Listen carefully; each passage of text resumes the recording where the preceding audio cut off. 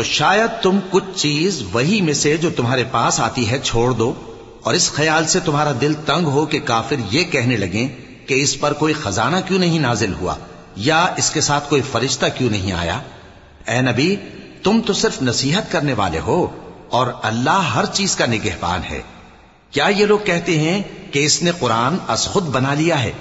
کہہ دو کہ اگر سچے ہو تو تم بھی ایسی 10 صورتیں بنا لاؤ، اور اللہ کے سوا جس جس کو بلا سکتے ہو بلا بھی لو۔